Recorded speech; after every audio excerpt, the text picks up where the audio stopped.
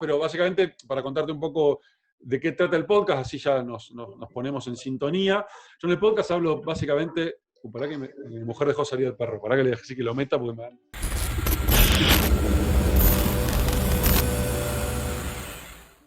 Bienvenidos al episodio número 24 de Somos Humanos y Digitales. Hoy tengo el placer enorme de entrevistar a Facundo Garretón.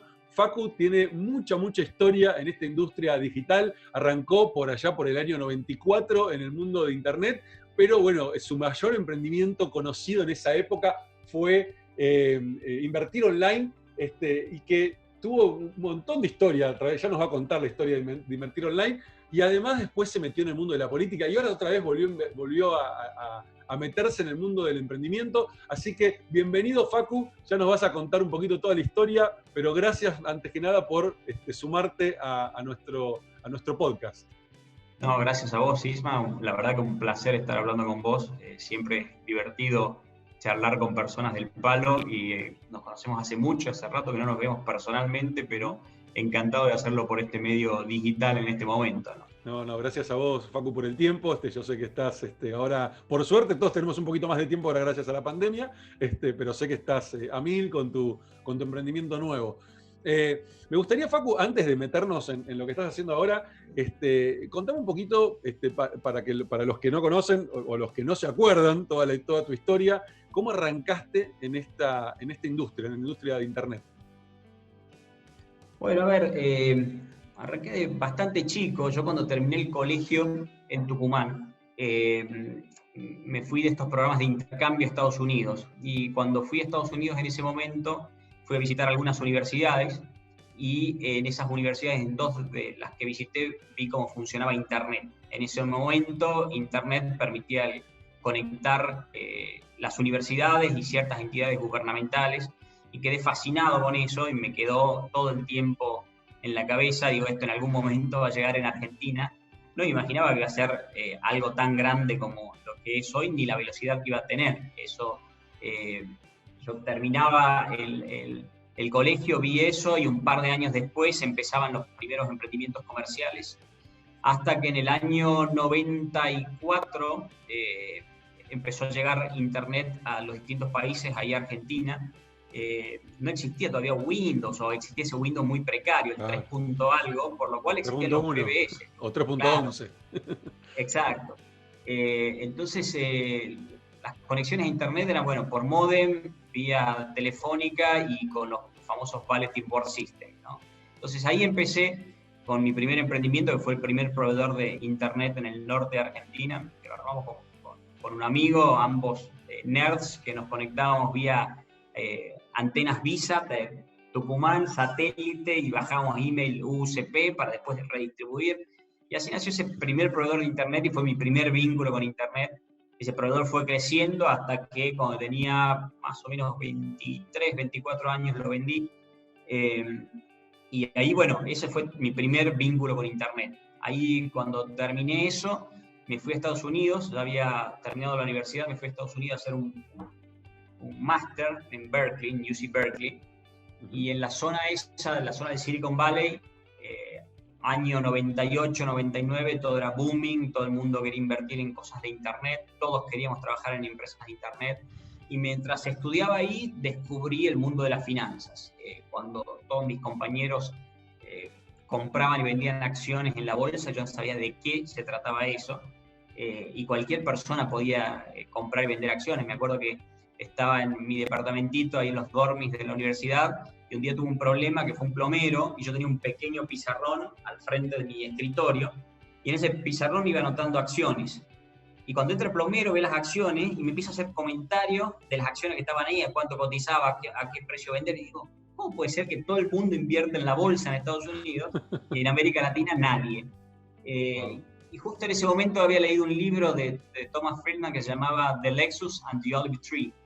Y ese libro hablaba justamente de tres grandes tendencias, pero básicamente era la globalización, la conectividad y el acceso a la información.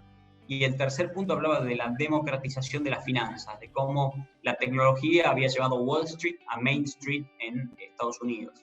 Y ahí dije, bueno, hay que hacer esto en América Latina. En ese momento estaban empezando un montón de empresas que competíamos en ese momento, Patagon, Latistock, Dinero.net, Alto Invest, bueno, eran un montón, eran en ese momento 2 empresas de finanzas online. Después todas quedaron en el camino. Invertir Online fue de esa camada la única que sobrevivió a las crisis de las .com y a las diversas crisis que hubo en el sector, en la industria y en nuestro país. Y bueno, en algún momento Invertir Online este año va a estar cumpliendo creo que 20 años ya, o cerca de eso. Increíble, increíble. Por lo cual, en ese momento no existía la palabra fintech. Fue la primera fintech de América Latina. Interesante. Y bueno, y hace un par de años la vendimos a la empresa, al grupo Superviel. De alguna forma ahí fue mi salida. Yo ya estaba un poco involucrado en otros proyectos.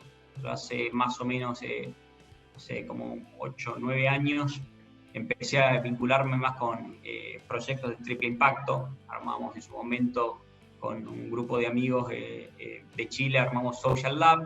Social Lab escaló en Chile, después Argentina, después Uruguay, Colombia, México y varios países, que básicamente era una especie de fondo aceleradora o mentoría, consultoría para emprendedores o empresas de triple impacto no solamente económico, sino social o ambiental.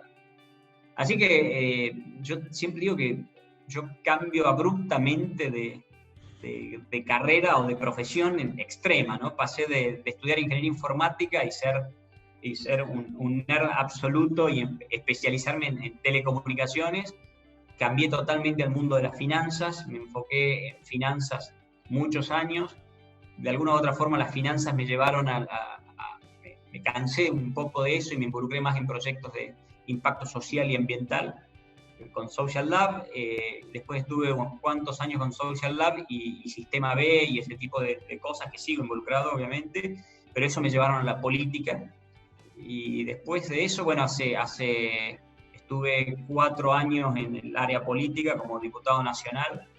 Y ahora de vuelta, cambié abruptamente, salí del ámbito político, me involucré más en biotech y todo lo que es life sciences, y dentro de life sciences o ciencia de la vida, en el mundo del cannabis, que es un mundo realmente apasionante, gigante, un mercado espectacular, que me hace acordar mucho a esas épocas, del 98, 99, con las empresas de internet que crecían y todos querían invertir. Bueno, con cannabis pasa lo mismo. Es algo que está hot, todo el mundo quiere invertir, pero pocos saben dónde están las verdaderas oportunidades y cómo armar una empresa con la dirección correcta.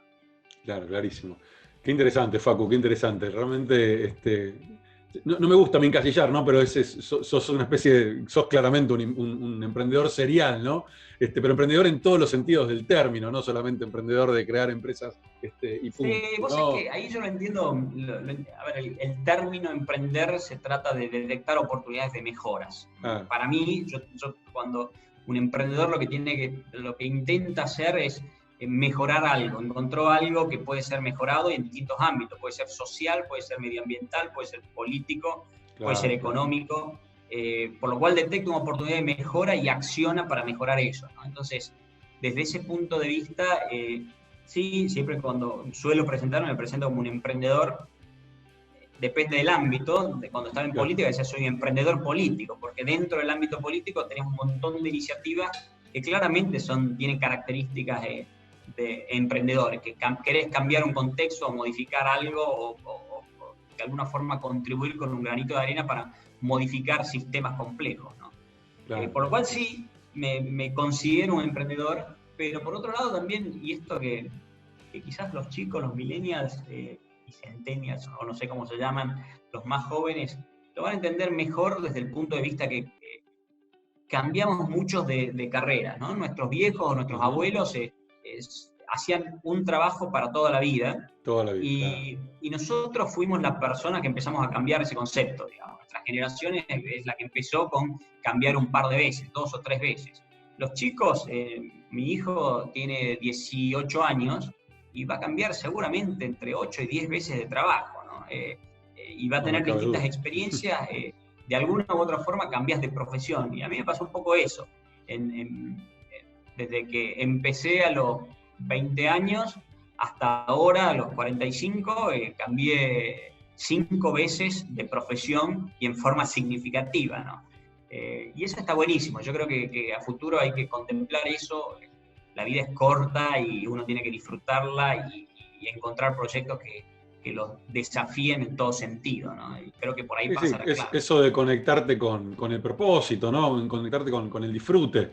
Yo la verdad que también en mi trayectoria como emprendedor y de vida en general, me pasó algo similar, ¿no? El ir entendiendo dónde estaba mi disfrute, y eso me fue llevando por diferentes caminos. Y esto que decís de las nuevas generaciones lo veo muy similar. Yo también tengo una hija de 18 años, que también veo lo mismo, veo que va a tener que transitar un montón, por un lado por elección, por otro lado porque el mundo también está exigiendo hacia el futuro el que uno tenga múltiples habilidades. Esto de tener una sola habilidad y quedarte ahí, el que siga ese camino lamentablemente se va a cerrar puertas más que abrirse. Entonces yo Totalmente. creo que cambiar el concepto, ¿viste? Estudiar una carrera, 5 años y solamente eso y ya está, toda la vida soy contador, eso ya no va más. Es un cambio que... No solo no va más, sino que, como bien decías vos, los chicos buscan conectarse con un propósito, ¿no? Entonces, y creo que nosotros fuimos seteados de tal forma que ni siquiera pensábamos en ese propósito. Nosotros nos educaban para vivir en un modelo o un sistema donde, una sociedad de consumo, donde había que producir para tener ciertas características y validar una serie de cosas. Y te decía, yo me acuerdo cuando estudiaba el MBA, que el único propósito dentro de la empresa era maximizar el retorno del accionista. No tiene ninguna lógica trabajar algo para maximizar solo el retorno del accionista. No, tenés que contribuir de otra forma. Y las empresas claramente tienen que ayudar al medio ambiente, ayudar al impacto social, contribuir con la sociedad de alguna u otra forma, ¿no? Y hoy los chicos tienen ese chip. Por más que estén haciendo un MBA, vos veías algunos estudios de los porcentajes de los chicos haciendo MBA, que son orientados a negocios, un porcentaje relevante quiere contribuir con empresas de impacto social o ambiental, ¿no? De alguna forma están buscando ese propósito que creo que a nosotros no nos educaron con eso. Con el tiempo nos fuimos dando cuenta que necesitábamos buscar algo que nos conecte de otra forma con el entorno y buscar ese propósito, ¿no? Y los chicos todo el tiempo están buscando eso y nosotros nos dimos cuenta un poco tarde de eso, creo, ¿no? Sin lugar a dudas. O sea, es que el otro día pensaba, esto que estamos viviendo, esta pandemia que estamos viviendo, cómo va a impactar en las diferentes generaciones, ¿no? Por ahí en nuestra generación y para arriba, ya no hay demasiado. O sea, sí, nuestra generación por ahí todavía sí tenemos mucho para hacer, pero generaciones, o sea, el baby boomer, son generaciones que ya está, ¿no? Y no hay demasiado que puedan hacer de ahora en adelante, y el impacto que va a generar no creo que sea tan grande, pero generaciones como la de tu hijo, como la de mi hija, los centennials, que lo están viviendo justo en el momento que arrancan su vida profesional, esto los va a marcar. Además, yo creo, hasta hace 2 meses atrás decía que esta generación de los centennials es la generación de la inteligencia artificial. Ahora cambié el discurso, ahora es de la generación de la pandemia, ¿no? Es la generación, claro, porque lo que los va a marcar ya va a ser el tema de haber vivido esta pandemia, toda esta situación. Sí, yo creo que como bien decía, estamos ante un cambio de paradigma e incluso va más allá. La pandemia lo que está haciendo es acelerar un proceso, claro, a eso iba, que venía evolucionando en la sociedad. Yo creo que nosotros como seres humanos nos caracterizamos por vivir relatos. Entonces, si vos analizás a nivel macro, ¿no? En el siglo XX, los sistemas básicamente en Occidente fueron 3 grandes sistemas. Al comienzo, en los años 30 y 40, el sistema fascista, que duró hasta fines de los 40, cuando se acabó, ahí empezó a disputarse entre 2 grandes sistemas, códigos o relatos, que era el sistema capitalista contra el sistema comunista, y esa puja que hubo, hasta que eso se acabó. A fines de los 80 se acabó el sistema comunista y quedó un solo sistema, que es el capitalista o liberal, ¿no? Y ese sistema se basa en 2 grandes pilares, que son la democracia por un lado, y por otro lado el sistema capitalista, ¿no? Y ambos sistemas, hoy esos sistemas están siendo cuestionados. Entonces, claro, la gente empezó a cuestionar la democracia en el sentido de que la gente no se siente representada por sus representantes, porque estamos en un sistema, me tocó vivirlo de adentro, dentro del Congreso, ¿no? Estamos en el siglo XXI con instituciones como el Congreso, son instituciones del siglo XVIII, y con tecnología del siglo XV, donde tenés que ir al Congreso a sentarte para levantar la mano y votar algo, o sea, representando a gente que no se siente representada. Eso está haciendo que empiece a crujir por todos lados la democracia. No hablo solo de Argentina, hablo del mundo en general. Esto que la gente no se siente representada por sus representantes, es así. Vos analizás cualquier métrica de cómo se miden los gobiernos, las instituciones públicas en el mundo, y los parlamentos o los congresos son los peores calificados porque la gente no siente que los represente, ¿no? A eso vos le sumás una crisis del sistema capitalista donde encuestas relevantes en universidades de Estados Unidos, más del 55% de estudiantes de universidades de Estados Unidos cree que el sistema capitalista no es justo o tiene una pésima distribución.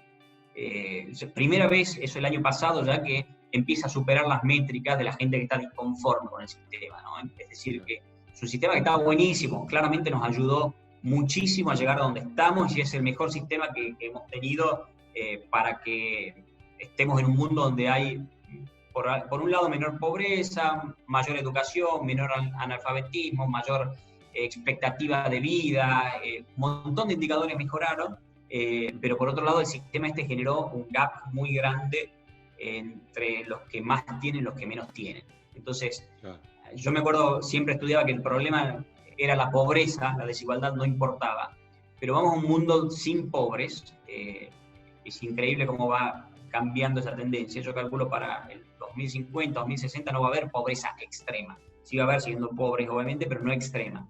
Pero la diferencia... Te voy a meter un paréntesis ahí porque me interesa lo que acabas de decir, muy interesante. ¿Vos crees que eso va a ser igual en todo el planeta? O sea, ¿Latinoamérica también? Esa es mi pregunta, ¿no? Porque sí, entiendo no eso por ahí en cierta parte del mundo, ¿no? Pero me cuesta verlo en la TAM. Obviamente vos tenés otra mirada. Si seguís las tendencias mundiales, a nivel mundial, incluso África, va a vivir sin pobreza extrema. De vuelta, no quiere decir que no haya pobreza. Pobreza extrema es cuando vivís extrema. Por menos de $1 con algo por día. O sea, va a haber mucha pobreza, pero lo que va a haber muchísima desigualdad. Y muy extrema. Hoy ya es extrema. Creo que son 30 tipos, tienen más guita que 3.200 millones de personas, más que la mitad de la población mundial, ¿no? Entonces, eso genera una serie de problemas, ¿no? Empieza a haber mucha gente que se siente que no puede crecer y está viendo a través de redes o medios en general que hay un segmento que tiene acceso a un montón de cosas y ellos no pueden tener acceso aunque se rompan el lomo laburando, ¿no? Y eso hace que empiece a crujir todo. Y yo creo que este quilombo de la pandemia actual ayudando a que acelere eso, ¿no? Donde dice, bueno, a ver, un montón de gente que está cambiando todo eso. Los gobiernos no saben qué hacer y empiezan a intervenir más en ese contexto, ¿no? Yo creo que de alguna forma eso se va a magnificar. Nuestros hijos están viviendo ese cambio de paradigma. El relato, el código que fuimos criados empezó a cambiar nuevamente por un modelo que no sabemos bien cuál va a ser. Entonces eso hace que haya una aceleración de esa evolución y una especie de revolución, en el buen sentido de la palabra, que empiece a cambiar paradigmas. Y estamos nosotros en ese tipping point, y nuestros hijos van a ser protagonistas de todo ese cambio de paradigma. No digo que estas cosas llevan mucho tiempo, no es que mañana cambia todo esto, lógico. Esto llevan muchos años, pero estamos en un proceso de cambio, claramente. Uh-huh. Y hablando un poco ya que nos metimos en el tema también de la política y tu experiencia en ese mundo, ¿qué fue? Yo sé que por ahí es difícil, ¿no?, resumirlo, pero ¿qué fue en estos 4 años que te tocó transitar ese mundo tan complejo, por lo menos para lo que lo vemos desde afuera, tan complejo y tan arcaico desde la mirada digital, ¿no? Tan ajeno al mundo digital? ¿Qué fue lo más complejo que te tocó transitar? O sea, de nuevo, desde tu mirada como emprendedor digital, que venías acostumbrado por ahí a que todo, la prueba y el error, y de golpe te encontraste con un mundo donde qué prueba y error, salí de acá más o menos. Bueno, claramente es, a ver, tenés un montón de cosas buenas y un montón de cosas malas, ¿no?, dentro del sistema. Es un sistema que quedó obsoleto totalmente, un sistema totalmente anticuado, donde tomar decisiones es súper complejo porque tenés mucha burocracia en el medio y sistemas que quedaron arcaicos con tecnología que quedó arcaica. Por lo cual, una de las mayores contras que tiene el sistema es lo ineficiente que es. Todo muy ineficiente, digamos. Hay ineficiencias o deficiencias en todas partes del proceso que lo analices. Por otro lado, lo bueno que tiene, si te involucras en esto, en política, y podés sacar leyes, impactan a volúmenes gigantes. Es decir, leyes cambian de paradigma y cambian un montón de cosas, ¿no? Ejemplo, yo impulsé todas cosas vinculadas con el mundo de entrepreneurship en general, ¿no? Quizás lo más relevante, la ley de emprendedores, o la ley de economía del conocimiento, o la ley de beneficios e intereses colectivos. Son 3 leyes que de alguna forma fueron mis banderas o parte del impacto que dejé dentro del Congreso, ¿no? La ley de emprendedores, por ejemplo, es una ley que surge de ASEA, de la Asociación de Emprendedores de Argentina, que yo fui presidente antes de involucrarme en la función pública, donde con un grupo de abogados empezamos a trabajar esta ley. Y es una ley que desde que salió permitió que se abran 4.500 nuevas empresas. Entonces vos decís, pará, una ley permite que simplificar una serie de procesos, y aparece el nuevo concepto de las SAS, de estas sociedades por acciones simplificadas, y por una ley marginal que pasa a diputados, que pasa a senadores, de pronto se te abren 4.000 y pico de empresas. Que ya deben ser un poco más. Trabajo, el impacto es gigante. Claro. Exactamente, ahí te das cuenta, digamos, que podés generar un impacto a gran escala y te ayuda, o la ley de economía del conocimiento, donde generás un contexto adecuado para que empiecen a florecer empresas cuya base va a ser el conocimiento, que sabemos que es el futuro, digamos. Entonces, vos generás el contexto ese, bajando el impuesto a ese tipo de empresas, o que no tengan que pagar una serie de impuestos, o de acceso a la tecnología o a la información. Eso hace que esas industrias crezcan, y de alguna forma ayudaste a cambiar el contexto para que eso pueda florecer. Eso está buenísimo, digamos. Ahí es donde ves el impacto que podés generar a gran escala una vez que pasa este tipo de leyes, ¿no? Eso es lo que está bueno. Lo que está malo, como decía antes, es que como emprendedor te gustaría que yo pensaba en esas 4 leyes el primer año. Y fueron 4 años y saqué 3. Me faltó una. Y a su vez, cuando yo me quejaba de todo eso, me decían el 90 y pico % de los diputados que tienen no mete una en ley en 4 años. O sea, vos rompiste un récord, más o menos, digamos, ¿no? Entonces, desde ese punto de vista decía, bueno, interesante saber eso también, pero claramente es un modelo que quedó totalmente obsoleto. Ahora, y sin meternos en disputa política, ¿no? y en miradas, para entender, porque uno desde afuera, por lo menos yo que no estoy metido en la política y me cuesta comprender a veces algunas decisiones raras, ¿por qué con todos los beneficios tan evidentes que tienen las SAS, que tiene la ley del conocimiento, etcétera, se le pone tantas trabas y aparece el gobierno nuevo y la saca y otra vez volver a los papeles? Digo, ¿dónde está yo creo que el interés o la traba atrás de todo eso, ¿no? Porque no sé, es como incomprensible desde afuera. Sí, tenés distintas cosas y distintos conceptos por lo que pasan, digamos. Por un lado hay lucha de modelos, de pensamiento. Entonces, por ejemplo, leyes como la Ley de Economía del Conocimiento para fomentar el desarrollo de este tipo de empresas, hay otros pensamientos que se oponen a esto porque dicen que esto lo que hace es generar mayor gap entre segmentos de la población. Entonces, lo que está haciendo es destinar recursos a la formación de empresas que son empresas de los más privilegiados y no de los sectores más vulnerables. Entonces, ese tipo de leyes no sirven, lo que hay que generar es leyes que fomenten el desarrollo de los más vulnerables.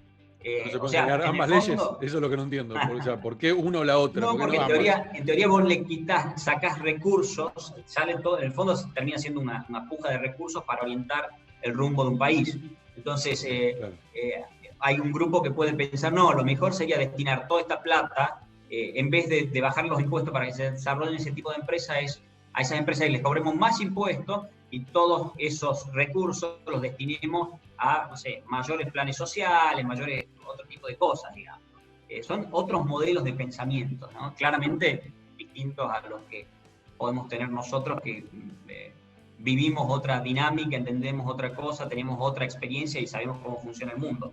Recordemos que dentro del Congreso hay distintos tipos de pensamiento, que hay modelos, digamos, de comunistas adentro, digamos, que piensan que el modelo tiene que ser Cuba. Dicen que hay que estatizar la banca y no tiene que existir modelos privados.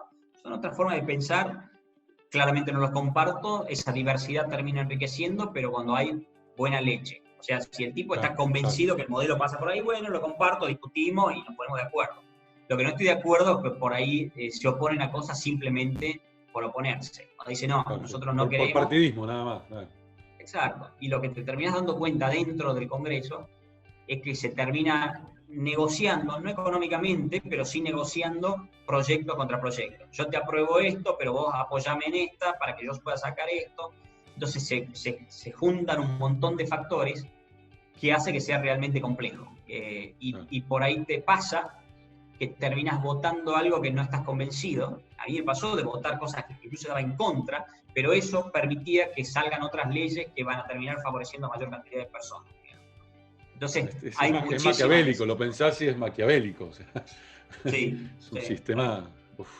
Sí, ahora, de alguna u otra forma es el sistema que nos hizo llegar a donde estamos. Claro, el sistema democrático, representando distintas cosas, y por eso salen tan pocas cosas del Congreso, y por eso es tan burocrático, porque terminas negociando cosas y donde por ahí no hay ningún tipo de acuerdo. Yo no te voy a votar esto, bueno, yo no te voto esto, y el Congreso está parado y saca muy pocas leyes por año.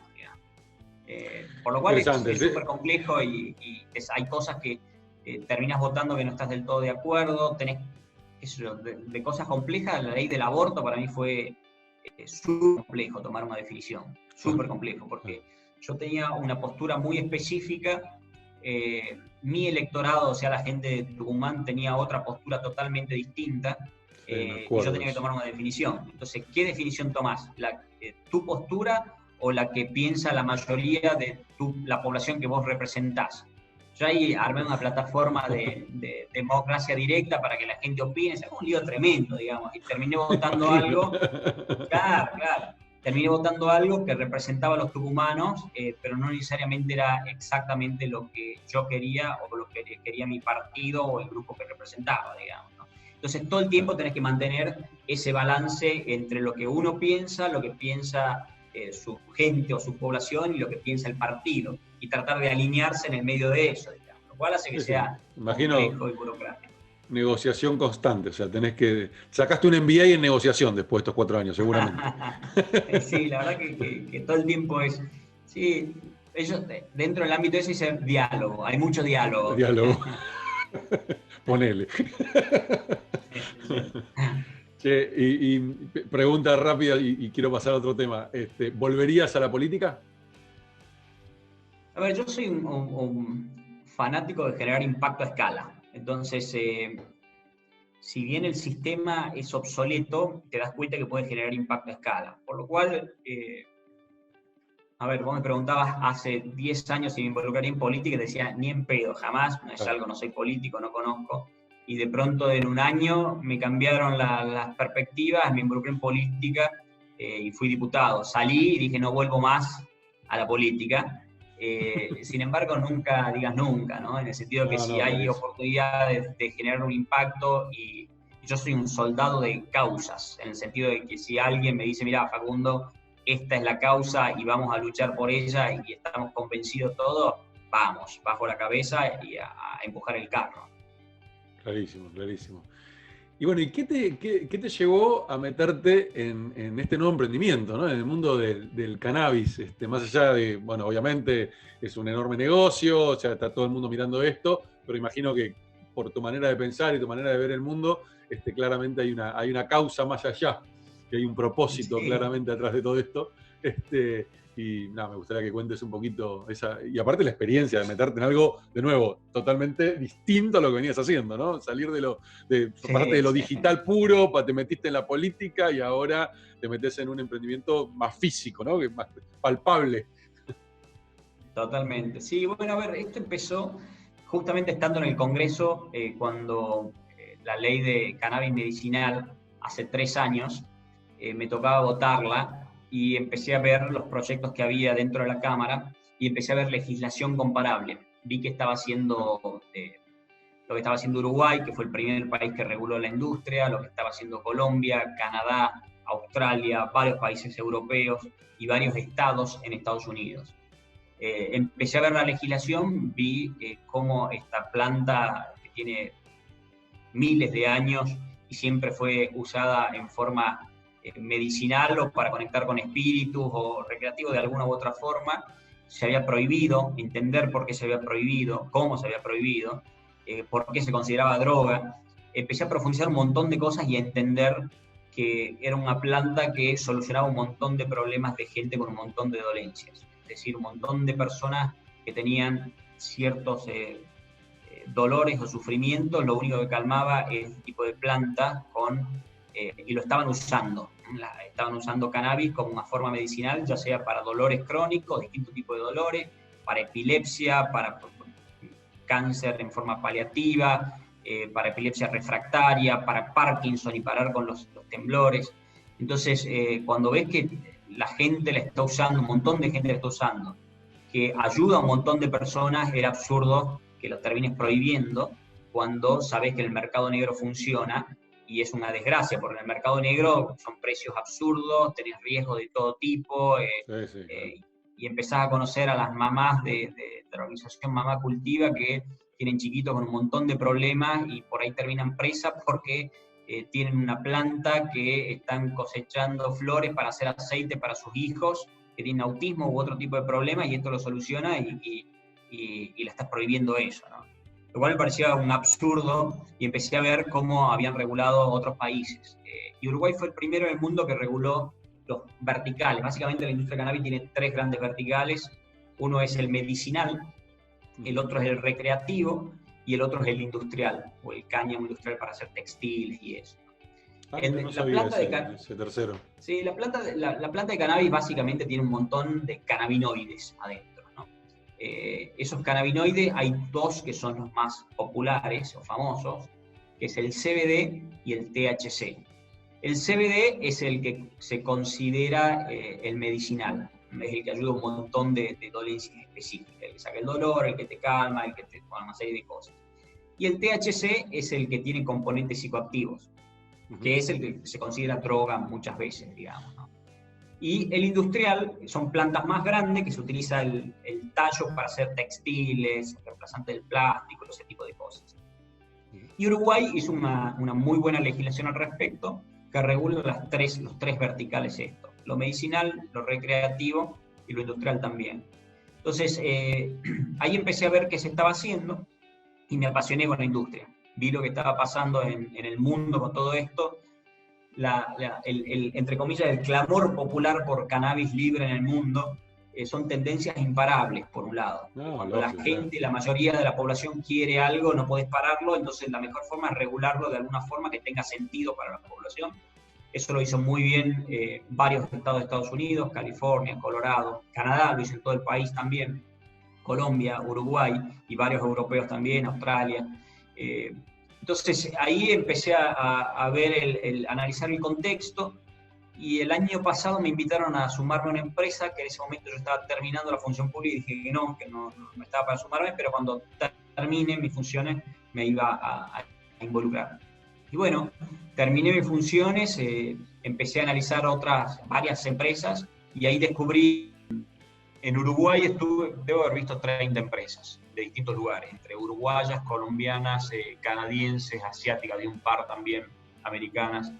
Y en Uruguay encontré esta empresa que se llama IBI. IBI quiere decir tierra en guaraní, que fue fundada por Andrea, que es uruguaya, y Kevin, que es australiano. Ellos vivieron muchos años se conocieron en Israel, vivieron muchos años en California. Kevin trabajaba en una empresa de cannabis allá que se llama Flowcana, era el gerente de operaciones. Andrea es emprendedora, es economista y había armado otros emprendimientos, estaba con uno de ellos allá en Silicon Valley, y cuando reguló eso en Uruguay, se volvieron a Uruguay, sacaron una licencia. Yo los conocí al poco tiempo de eso y los empecé a ayudar en todo el proceso. Armamos un modelo de negocios que es de triple impacto, como todo lo que hago, tiene que tener impacto social y ambiental. Está buenísimo porque es un modelo que, en vez de invertir en tierras propias y hacer cosas a otra escala, lo que hacemos es, hicimos acuerdos con pequeñas granjas del interior de Uruguay, lideradas por mujeres de sectores más vulnerables, son granjeras básicamente que tienen poquitas hectáreas, y nosotros le damos, hacemos un acuerdo de fair trade donde importamos unas genéticas europeas, hacemos los primeros esquejes o plantines y se los damos a ellos para que ellos los cultiven durante, el proceso de cultivo, 6 meses, 9 meses, dependiendo del tipo de planta. Después nos encargamos de la cosecha y le compramos el producto con acuerdos de Fair Trade. Por lo cual, terminas ayudando a estas granjeras que están en el interior de Uruguay con un modelo que está espectacular porque claramente las ayuda a ellas a diversificar su producción, les enseñas un montón de opciones de otro tipo de cultivos y claramente es mucho más rentable este tipo de productos para ellas que el pimiento, por decirlo, ¿no? Entonces, es un modelo que funciona buenísimo y ahora estamos en una etapa de escalar. Yo invertí en esta empresa, lideré una ronda con un grupo de Smart Money y estamos viendo de escalarlo a nivel América Latina. Así que armamos una empresa en Estados Unidos que tiene la producción ahora, la de Uruguay, armamos una en Australia también, donde estamos haciendo nuestra primera exportación, estamos avanzando acá en Argentina y esperamos que para fin de año estar también en Colombia, para empezar a ver el año que viene los mercados de Brasil y México. Así que súper divertido con esto, súper divertido. Qué interesante, Facu. La verdad que yo te sigo ahí en las redes y voy viéndolo cuando vas publicando tus videos o tus fotos de las plantaciones y es re loco, ¿no? Porque la mirada inmediata es impactante. Decís, qué loco están invirtiendo en este mundo que parecía hasta hace unos años, tan prohibido. Uy, se cortó, ahí estamos. Ahí estamos, se cortó. No sé hasta dónde escuchaste. No, completo, y te estaba diciendo que te sigo en las redes y voy viendo lo que vas publicando sobre el avance del proyecto y cuando publicaste un par de videos y fotos de los cultivos. Y es impresionante cómo aún lo ves y impacta, ¿no? Decir, wow, qué loco está haciendo un proyecto con cannabis. Es como todavía esa barrera mental cuesta. Me parece fantástico y está buenísimo. Y te quería preguntar, porque vos contaste en uno de los videos, si no recuerdo mal, o me lo contaste incluso, creo que te lo pregunté por Instagram, que estas semillas que utilizan para plantar no tienen el componente psicoactivo. O sea, eso es algo que se puede... Eso no lo sabía, no tenía ni idea yo del tema. Claro. Sí, primero es una industria que está súper regulada en el mundo, entonces tenés que tener distintos tipos de licencias dependiendo del país para producir primero. Y después para la exportación también, depende de la regulación de cada país, lo que puedas o no puedas hacer.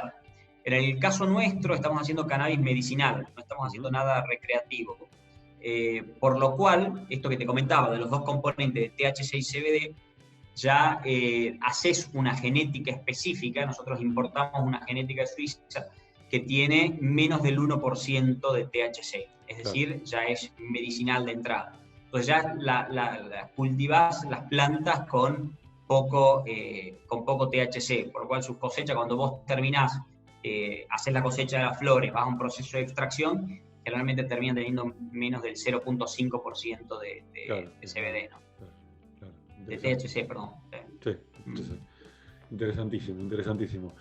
Facu, sí, no, es un mundo, la verdad que es un mundo apasionante porque tenés en el medio un montón de tecnología, tenés biotecnología, la genética de las plantas, una vez que vas avanzando sobre esto, todo el proceso de extracción, de hacer procesos isolados o utilizar lo que se llama el full spectrum, y después el producto, ¿no? De lo que hagas. Podés hacer aceite, podés hacer alimentos, podés hacer bebidas, podés hacer lo que se te ocurra con este tipo de productos, ya sea productos de belleza, sea productos para la salud específicamente. O sea, es un mundo que es gigante, apasionante, que recién está empezando, ¿no? Eso te iba a decir, esto recién comienza, con lo cual incluso hasta las investigaciones que se vayan haciendo pueden aparecer cosas que uno hoy ni conoce. Totalmente. Vos pensás que estaba prohibido hacer investigación al respecto, exacto, lo cual era una locura, digamos, ¿no?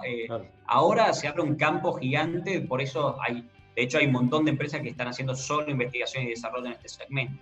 Nosotros tenemos un equipo que estamos armando acá en Argentina que es espectacular, orientado justamente a la investigación, ¿no?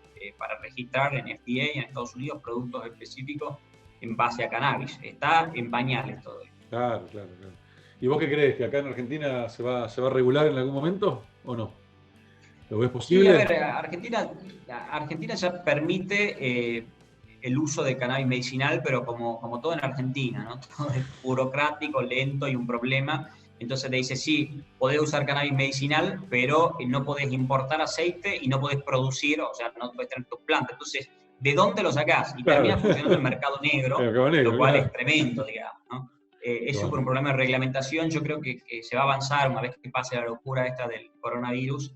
Creo que se va a avanzar en un proceso de reglamentación más lógico, donde estas madres puedan tener un producto que esté autorizado, que se haya sido importado o producido en Argentina, claro, de buena calidad, porque el problema es ese, que terminás en el mercado negro con productos de...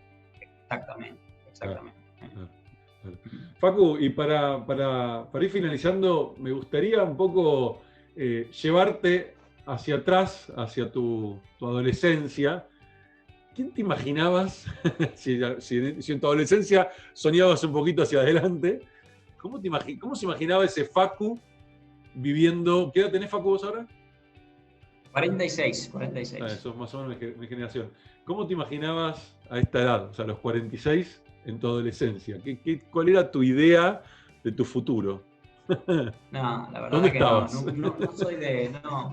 No, nunca pensé, digamos, jamás pensé... Bueno, cuando era adolescente no existía internet, por lo cual ya era imposible imaginarse esto. Pero ¿qué sueños tenías? O sea, ¿cuáles eran tus sueños del Facu pues es que adulto? Nunca, no pienso no sé, a ver, porque las motivaciones van cambiando con el tiempo, sí, ¿no? Sí, entonces, totalmente. Claramente, cuando estaba terminando el colegio tenía muchas motivaciones más extrínsecas, ¿no? No sé, una empresa tener una empresa que sea grande, que esa empresa esté en varios países, que tenga... Y todo el tiempo vas atrás de esas motivaciones extrínsecas, ¿no? Sí, una casa de tales características, la casa en la playa, tener tal boludeces que uno piensa cuando ha sido seteado de esa forma, y todas mis motivaciones eran más extrínsecas, ¿no? Claro. Guita, poder, contacto, ese tipo de cosas. Claramente eso va cambiando con el tiempo y te das cuenta que te empiezan a motivar más cosas intrínsecas, ¿no? Y te das cuenta que te motiva mucho más ayudar a otro, conectarte con vos mismo, contribuir con el medio ambiente, generar proyectos que tengan impacto social. Entonces, eso va cambiando en el tiempo. Por lo cual yo fui cambiando todo el tiempo y sigo cambiando. Es muy difícil, a mí me costó mucho siempre proyectar dónde voy a estar, cómo voy a estar, dónde voy a vivir, ese tipo de cosas. Estoy casado, estoy con mi mujer casado hace más de 20 años, creo que 25 años juntos tenemos, 25 años juntos. Y creo que tengo 20 mudanzas, me estoy mudando de vuelta ahora, o sea, 21 mudanzas tengo. Entonces, la verdad que es difícil proyectar a futuro para mí ese tipo de cosas, como me imaginaba. Siento, digamos, que mis motivaciones claramente pasan más por lo intrínseco, ¿no? Proyecto de cannabis, por ejemplo, tiene un montón de cosas que están relacionadas a mi propósito. Por un lado, ayudar a terceros, ya sea dentro o fuera de la empresa. Por otro lado, a clientes con productos que ayudan al sufrimiento de las personas. Por otro lado, empresa que tiene adentro mucho conocimiento, lo que es tecnología, lo que es innovación, todo lo que es biotech en general. Por otro lado, una conexión con cosas tangibles como la tierra misma y estar en granjas, pisando la tierra con productos naturales y orgánicos, sin agroquímicos, en un lugar espectacular. Esas son las cosas que hoy me motivan, digamos, ¿no? Y los proyectos que me involucro tienen que tener algo de eso, de impacto social, impacto ambiental y tecnología o conocimiento adentro. Claro. Y lo interesante además de este proyecto que te metiste es que además también cruza lo político, ¿no? Porque de alguna manera tenés que lidiar con el mundo político muy fuerte. Sí, vos sabés que eso pensaba la otra vez, siempre me tocó, cuando arrancamos con el proveedor de internet estaba prohibido hacer transmisión de voz sobre datos, ¿te acordás que no se podía hablar por voz usando el TCP/IP?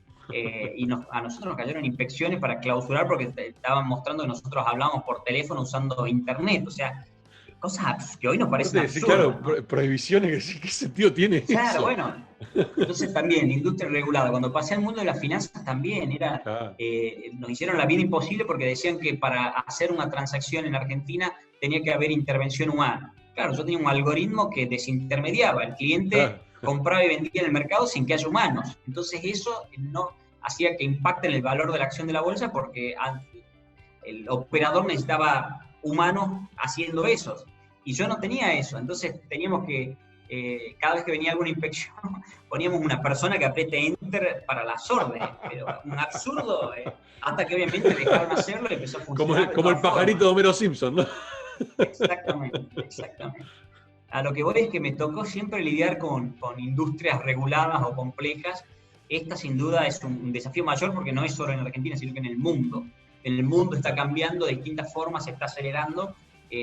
Entonces, cambia, dependiendo de cada país, cambia bastante la regulación. Así que me toca lidiar con entidades reguladas que, por un lado, también te ayuda a mejorar el sistema de alguna forma. Claro, claro. Pero lo interesante es que en este emprendimiento te agarra con experiencia de haber transitado por la política. O sea, ahora entendés lo que hay del otro lado y sabés cómo lidiar con eso. Y por ahí antes el aprendizaje Totalmente. a los golpes. Creo que Totalmente, es eso está verdad, bueno. es buen punto Eso está eso. bueno. Sí, sí, es verdad, es verdad.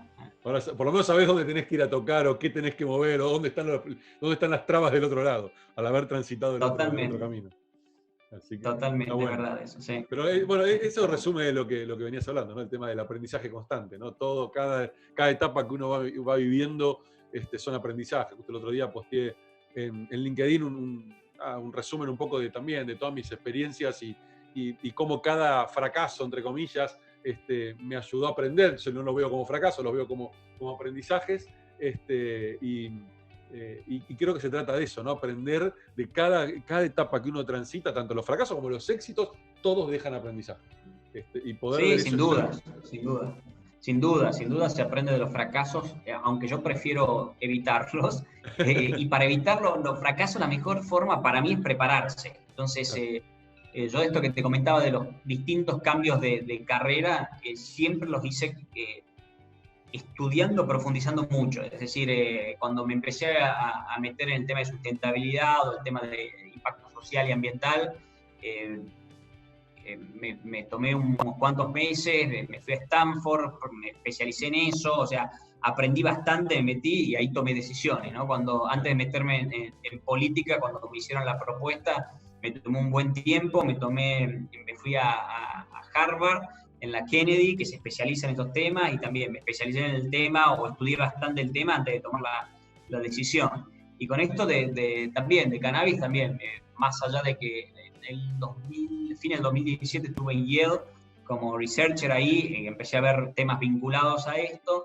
Después me hice varios cursos de estos online sobre cannabis en la Universidad de Israel, del MIT, aprendí un montón antes de meterme. Entonces, está bueno aprender de los fracasos, pero mejor es tratar de Sí, sí, evitarlos. totalmente, claro. Y para eso, para mí, la mejor forma es dedicarle tiempo de estudio, de De investigar, aprendizaje. de darle horas y horas a la lectura y hablar y contactar gente. Por lo menos a mí me sirve mucho eso. Sí, sí, para poder despejar todas las variables posibles. Totalmente de acuerdo. Totalmente. Reducir riesgos, sí, Sí, reducir sí, riesgos. Sí. tal cual, tal cual. Facu, te súper agradezco por el tiempo, buenísima la charla, espero que te haya gustado, que también lo disfrute la gente que va a estar mirándolo, y nada, te deseo el mayor de los éxitos, no me cabe duda que va a ser así, y bueno, y esperemos que sigas pudiendo transitar este camino de generar buenos impactos en la sociedad que tanto se necesita, ¿no? Gente que piense de esa manera. Bueno, muchas gracias. La verdad que un placer hablar contigo. Esperemos, como decís, que este emprendimiento sea un éxito. Y si no, como también decís vos, vamos a aprender algo. Seguramente, eso no me cabe duda. Pero bueno, la verdad que un gusto haber hablado contigo. Sigamos en contacto. Cualquier cosa, como siempre, a tu disposición. O cualquier persona que vea esto y que quiera involucrarse con el tema de cannabis, encantado en charlar porque está lleno de oportunidades, un mercado a desarrollarse, por lo cual va a haber muchas oportunidades, sobre todo para los emprendedores que quieren entrar a sectores nuevos. Excelente, Facu. Muchas gracias, che. Abrazo gigante. Gracias a vos, Isma. Te mando un abrazo, que estés bien. Abrazo. Chau, chau. Chao, chao.